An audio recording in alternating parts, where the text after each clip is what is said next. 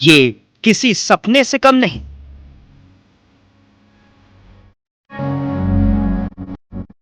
ये किसी चमत्कार से कम नहीं।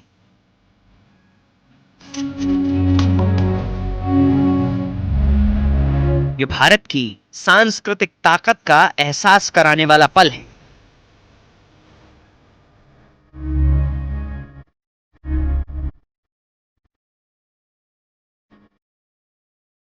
गुरुर्ब्रह्मा गुरुर्विष्णु गुरुर्देवो महेश्वरः गुरुर्साक्षात् परब्रह्म तस्मै श्री गुरवे नमः।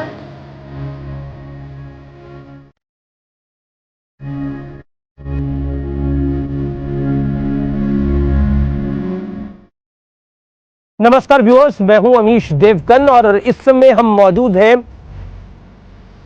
आबू धाबी के हिंदू टेंपल में।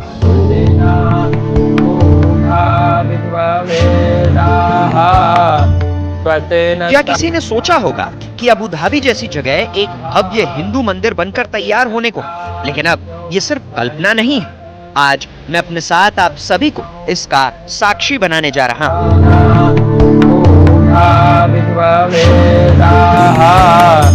स्वस्ति नस्तारिक्षो अरिष्टनेमि स्वस्ति नो बृहस्पतिर्दधातु। जो आना चाहते हैं, एवरी संडे हमें लगभग 500-700 लोग आते हैं, सत्संग करते हैं और नींव की ईंट रखते हैं। तो आज आप भी भाग्यशाली हो गए हमारे साथ में।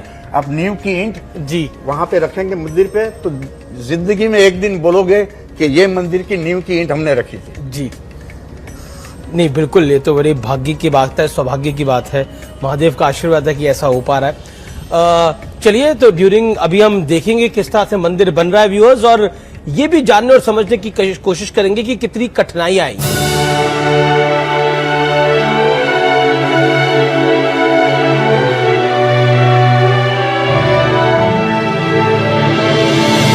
बीते कुछ सालों में मोदी सरकार की कोशिशों और अबू धाबी के क्राउन प्रिंस की पहल के बाद ये सपना अब साकार होने जा रहा है।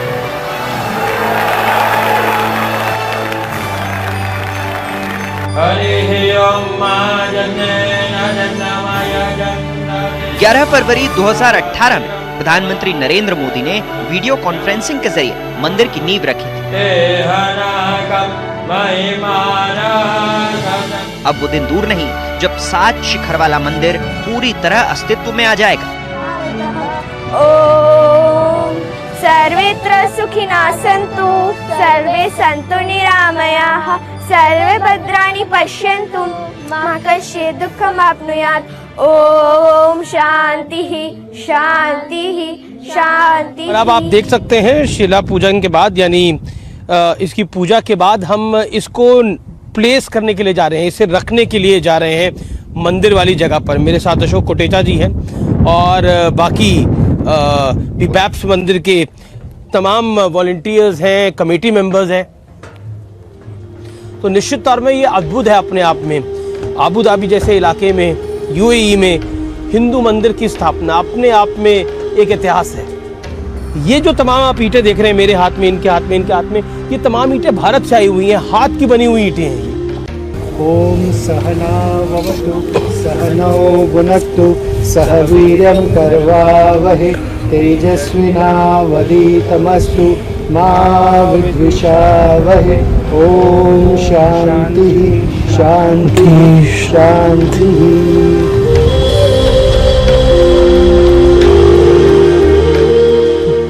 तो पूरा मंदिर आप देखते हैं, तो एक्सटीरियर है उसका वो पिंक सैंडस्टोन राजस्थान से आता है, भारत से आ रहा है। भारत से आ रहा है। जो इंटीरियर्स बनेगा वो व्हाइट इटालियन मार्बल बनता है।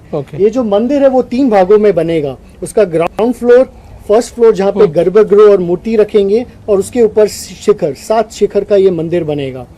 अभी ये जो ये जो है ये जो मंदिर दिख रहा है हमें, ये ग्राउंड फ्लोर है, वो 14 लेयर में बनता है। और ये अपने स्थापत्य शास्त्र में हर एक लेवल का एक यूनिक नाम दिया गया हुआ है। ओके। और ये फर्स्ट लेयर के बाद second layer, so it is just like jigsaw puzzle कैसे होता है वैसे एक स्टोन के ऊपर दूसरा स्टोन रखा जाता है। ओके। और 2000 आर्टिशियंस इंडिया में काम कर रहे हैं और करीबन 100 से ज्यादा आर्टिशियंस यहाँ रह के ये मंदिर की रचना यहाँ पे हो रही है।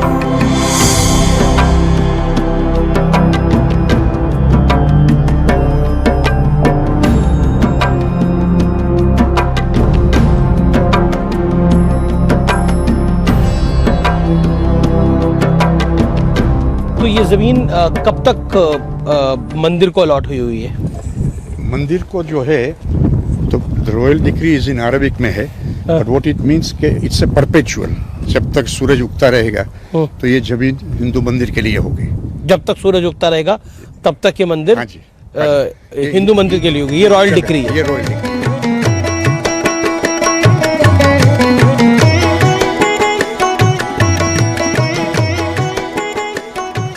मेरे साथ मौजूद हैं पूज्य ब्रह्म विहारी स्वामी, जिनसे आज हम संवाद करेंगे, बात करेंगे। ये जो एक अद्भुत हम कहें मिरेकल इसको कह सकते हैं, सपना इसे कह सकते हैं, ये साकार हो रहा है, इसके क्या मायने हैं, इसके क्या मायने हैं। और जिस जगह ये हिंदू मंदिर बन रहा है, इस समय मैं बता दूं, मैं इस मंदिर का जो ग्राउंड फ्लोर है वहां पर हूं, जहां पर कंस्ट्रक्शन हो रही है। उस कंस्ट्रक्शन साइट पे खड़ा हूं जहां पे आबू धाबी में हिंदू मंदिर बन रहा है। स्वामी जी, अभिनंदन है आपका न्यूज़ 18 पर। नमस्कार, जय स्वामीनारायण जी। स्वामी जी, ये तो इसे देखकर तो मैं चौंक गया। मतलब किस तरह का अद्भुत नजारा है ये, और it is something like miracle. देखो, जो लोग इधर आते हैं जी, वो कोई भक्ति से आते हैं, कोई इंतजारी से आते हैं जी, मगर सबके दिल में एक भावना होती है कि एक चमत्कार जैसा है जी, और ये चमत्कार संवादिता का है। ये चमत्कार में सबकी एक प्रार्थना है, भावना है।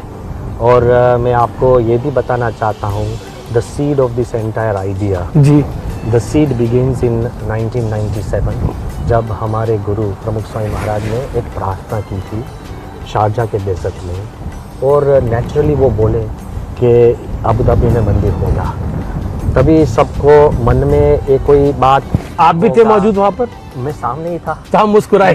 मैं सामने ही था और सब हम मुस्कुराते थे जी। हमको लगा कि ये तो बड़ी भावना है और बड़ी भक्ति है, मगर बने ऐसा तो आपने मतलब उसको मजाक में ले लिया, आपने बोला कि कह रहे हैं, बस ऐसे ही कह रहे हैं।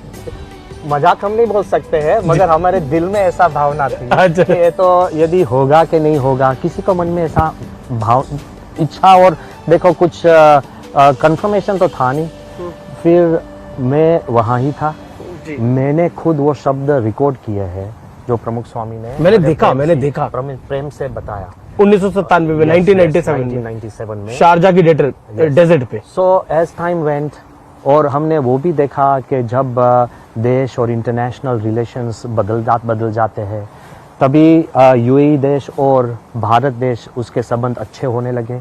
और हमारे जो प्राइम मिनिस्टर साहब हैं, मोदी साहब, उन्होंने एक जो क्राउन प्रिंस है, हिज हाइनेस शेख मोहम्मद बिन जायद अल नहयान, उसकी दोस्ती और भावना और भारत की नज़दीक आने की जो एनवायरनमेंट हुआ, तभी ये बात फिर से वापिस आई 2018 में। हाँ, no, actually it all began in 2015। 2014 में मोदी प्रधानमंत्री बनते हैं, 2015 में ये शुरुआत होती है इसकी। Yes. स्वामी जी, एक चीज कि इस पूरे एरिया के अंदर, क्योंकि ये पूरा रेगिस्तान का इलाका है, रेत है, पूरी तरफ पूरा रेगिस्तान है, और मैं जब आ रहा था, इसके बारे में सुन रहा था, पढ़ रहा था, यहाँ पर ऊंट बांधे जाते थे, लेकिन अब यहाँ हिंदू मंदिर की स्थापना हो रही है। लेकिन इसकी जो नीचे का एरिया है, जो रेत है, उसके नीचे एक सॉलिड पत्थर मिला है इसी इलाके के अंदर।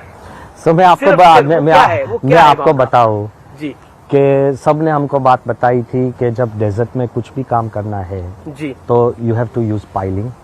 और पाइलिंग कभी 30 मीटर और 90 मीटर, 90 मीटर। पाइलिंग मतलब नींव? No, not foundation. Foundations are based on piles. The piles have to go so deep.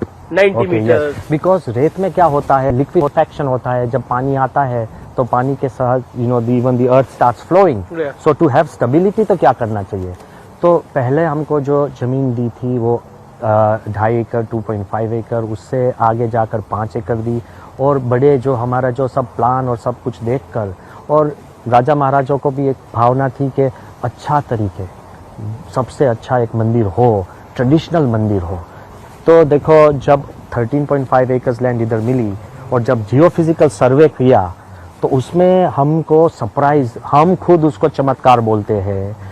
और सब जगह पर there is just sand. Just underneath the temple there is a 20-meter thick band of solid sandstone, और just 1 meter down. So इधर कोई खोदकाम भी करना पड़ा नहीं है, खुदाई करनी नहीं पड़ी, भगवान ने फाउंडेशन रख दिया है। और देखो जब अच्छा काम होता है, दिस इज हैपन नेचुरली।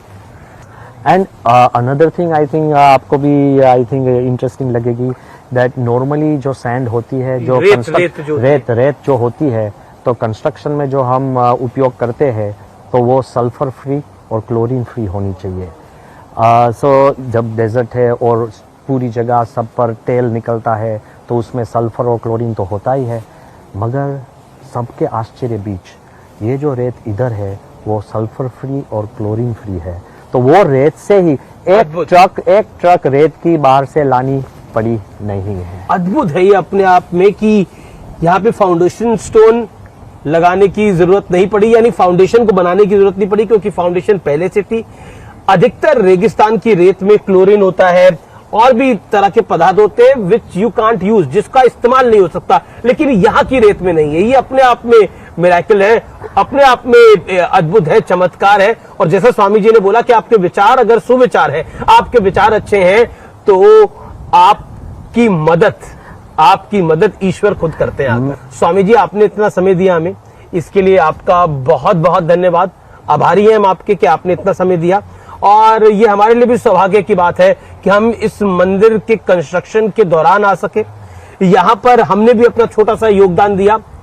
आप देखते रहिए न्यूज़ 18। नमस्कार।